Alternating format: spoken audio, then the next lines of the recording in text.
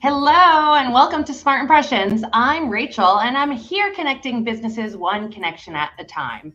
So, if you are working in an organization and you are feeling a little resistance, a little disconnect from your staff, or even maybe a little, I don't know, maybe completely tune out, then this show is all about something that's going to be relevant for you. So, join me as I have a very special guest, the marketing operations man himself, Saad Samadi from Gargash Enterprises here. So we're so happy that you're here with us. And thank you so much for being here as part of the Gargash Group. It's great to have your expertise here. So thank you. It's a pleasure to be here. Thank you for having me, Rachel. Love the Awesome. energy. Thanks. So that's what I do. I keep it up and I keep everyone up early. So I say, grab your coffee, grab your liquid, whatever beverage you have when it gets you started in the morning and jump into this conversation because, as I mentioned, there are people, millions of people now who are disconnected, whether it be for whatever reason it is. And I love that you are in the forefront of people connectivity internally in organization. And that's the reason I brought you here today to really talk about the art of internal collaborations. So, would you mind just kind of elaborating what that means to you? Sure, sure. So if we talk about collaboration in general, not about something specific, for me, collaborating is really people working together wholeheartedly towards a common goal. And most of that in the corporate world, it's basically aligning your goals with the goals of the organization. A lot of disconnect happens when people don't feel aligned to their company's mission or vision or the top operational goals of the organization. And a lot of times people don't understand why they're doing certain things. So remedial tasks become boring, and then major tasks that usually set milestones in your career become uninteresting and you become demotivated. So for me, internal and successful collaboration is that kind of alignment between people. And I can't agree more wholeheartedly. I mean, one of the biggest expense from any organization, what would you say, is HR, right? Is that retaining of staff and Ab- knowledge, ab- right? Absolutely. And if you want to expand on that a little bit, I would say, I don't know if you know a very famous person called Peter Drucker. And Peter Drucker is a famous strategist and advisor to large organizations. And he had this quote, and I've actually written content on that. And it says, "Culture eats strategy for breakfast." So I believe, all that collaboration has to start from setting a type of culture throughout the organization.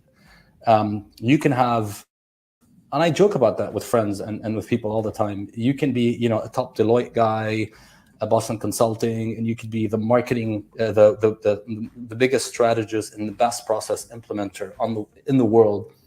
But if you set strategies and processes, but your team and your larger organization lives in a, say, toxic culture, nothing gets done. That's why the saying of "culture eats strategy for breakfast" works every time. So I believe it starts from the top. And that kind of culture has to come from the CEO, and then all the way down has to trickle down. And most of the time, when people set organizations or even build brands, they need those values to be in the mission and vision statement of the company. So you have to have the right values that focus on employee well-being, on a lot of things that make people thrive, and make sure that's aligned with the overarching goals of the company. So that for me is very important. There are many examples on culture and many tactics that, say, HR or heads of smaller departments or departments can do. But for me, it starts with culture. The other thing, that you and I, we could be in a company where the culture isn't so great, but it's your role as, say, a leader to create what I call, I don't think I'm coining the word, but a mini culture. So a mini culture is just, it's your relationship with your team. It's a combination of your management style. So my management style is by involvement.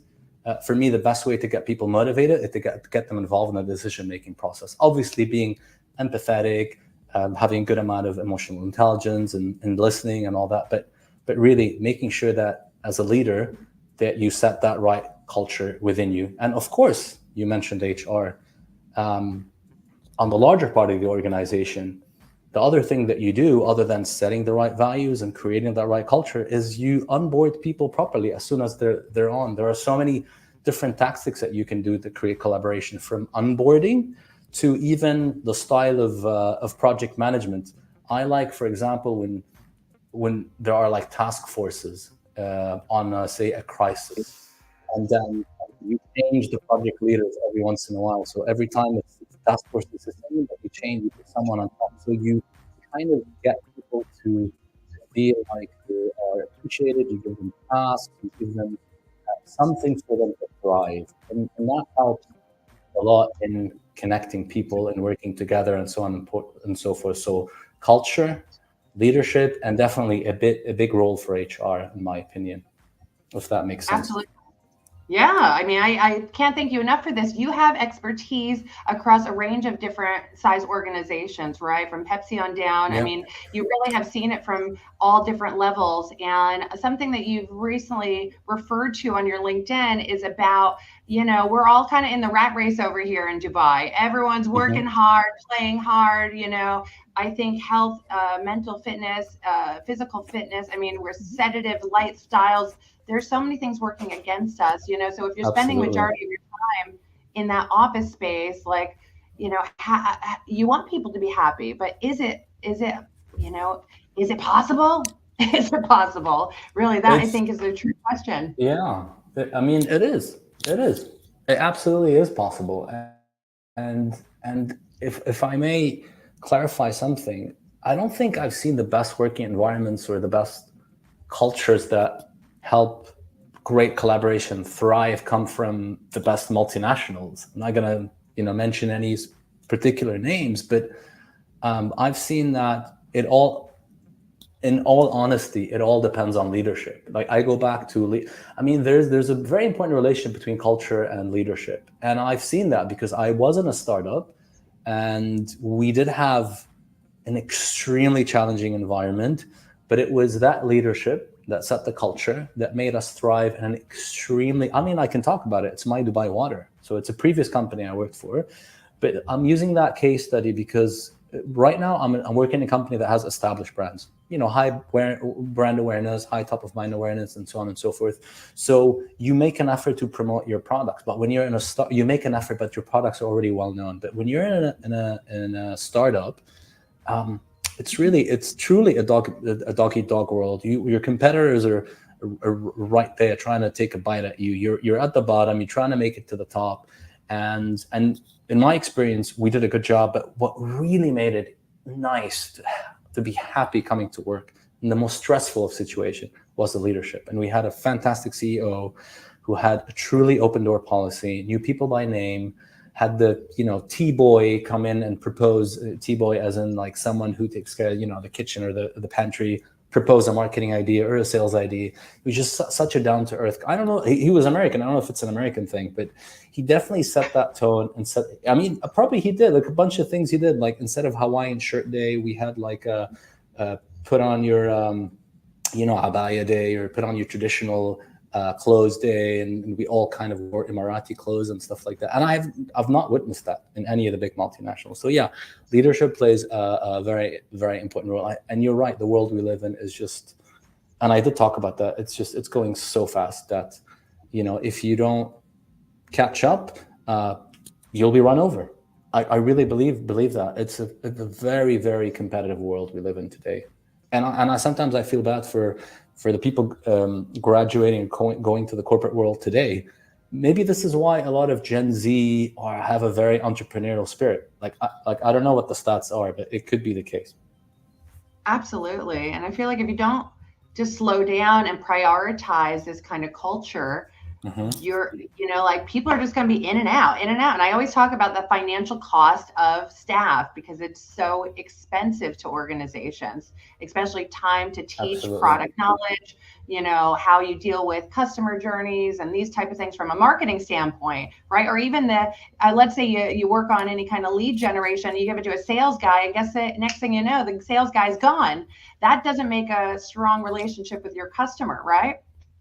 So But you're giving the best example, because that's when people think, oh, it's digital, right? These are the touch points. That's the journey. I've got him. He's converted, but hang on, he's converted, but he needs to talk to someone. It's that last mile. And if you lose that good sales guy to close that call, if he doesn't have that, empathy, or doesn't build that last connection, and there's something that brings the guy back even after the sale, then all your efforts are gone. All your great digital attribution, GDN, performance, everything goes to waste. Absolutely. And and this one, the reason I reached out to you, I mean, only a marketing person understands that, but a marketing person that understands how leadership has to be prioritized makes crucial, you're making crucial suggestions of how the business is not just one leader, but there's multiple leaders within the organization that play a crucial role in impacting the staff and the team underneath, right? And with that, you won't believe it. This is a quick New York minute, 15-minute sessions. We're already up to minute 10. I invite anyone to jump into the conversation. I know it's a quickie, but I want to make sure everyone's so busy in this town. Give them a little hint of, knowledge. And with that, I don't want anyone leaving today without some of your expertise and impact or an input regarding what they can really implement today after this call to impact the organization that they are part of, when it comes to getting that buy-in from their internal collaborators in each department or across departments. What do you got for us? Absolutely. Well, look, if we're talking about, tips or what's worked for me, the very obvious one when people are collaborating is get on the same page, find something in common. And I remember, I learned that very early on. When you want to convince people to even believe in your PowerPoint presentation, you have to make sure that you're speaking the same language. You have the same goals. You want to achieve the same things. And at the end of the day, you both want to thrive, whether you're sales versus marketing or whatever. So I think that's very important. Get everyone on the same page. And look at that also differently. Even as a leader trying to get your team to collaborate with you, make sure that you assign tasks, you assign roles, and everything is crystal clear so people know exactly what they need to do. The other one is, and this is something I don't like it at all, too many meetings. Cut down on your meetings, please, cut them out. You do not need 3-4 meetings a week. You don't need to meet with, and I'm even talking about virtual meetings and video calls. Cut them down. So streamline your meetings to what's absolutely necessary. Give people the time to get the work done, and only meet when you're reviewing or you're setting new tasks or new goals, and that's it. The last one I would say, well, I kind of have two, but I'm thinking my favorite. I think because I'm the I'm the antichrist when it comes to micromanagement. I am, I hate micromanagement. I'll try to avoid it. If micromanagement was a good thing, I hate it. Some people do, some people do. So if it was a good thing, then I would be a bad person. So don't micromanage. Consider micromanagement like something on some sort of chart. So consider it as a curve.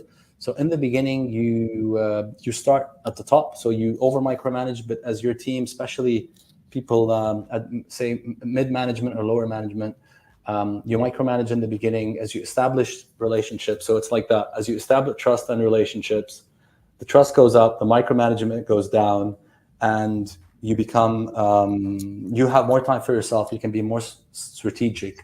But micromanagement is only a small part and only works in the very beginning. If you have to continuously micromanage, then unfortunately you've hired the wrong people. So the fourth one, which maybe it's one tip too many, it's make sure that you bring in the right talent. If you want people that collaborate, make sure that they have the personality. And I'm not saying an introvert or an extrovert are different. They can both be collaborative, but get people that fit in the culture and don't mind being open and working with other people. A one-man show will only make it so far. Those are my tips. Yeah. Powerful. I love it. I mean, thank you. You make finding a job in Dubai inspirational. There's leaders out there that care, and that's finding a job is so hard in Dubai, FYI, but fair enough. I mean, but at the end of the day, like everyone wants that ideal scenario. Everyone wants that happy space where they can come home and just go to bed at peace, and stress kills. So I'm saying if you could decrease it in your leadership role, then follow. Saad, you've basically given us lots of tips that have been really, really, really informative. And I hope that people can implement it and think about it next time they're having that next office meeting, and the next time they got to get something done and require other people to do it, because without other people, you can't do it yourself. And Right. there's our 15 minutes. Thank you so much for your time. I can't thank you enough that it's like I said, an inspiration for so many others. And I really love that you shared it with me today. So thank you, thank you, thank you. I'm grateful for having you here today. My absolute pleasure. Thank you very much. You're welcome. And see you guys next Tuesday. That's it. Me for a short 15-minute smart impressions, making the best impression internally, externally, whoever your customers are, they're all over the place. You got to make sure you're making an impact, and that you can do with some of these tips that Saad shared with us today. Thanks again. I'll see you guys next week.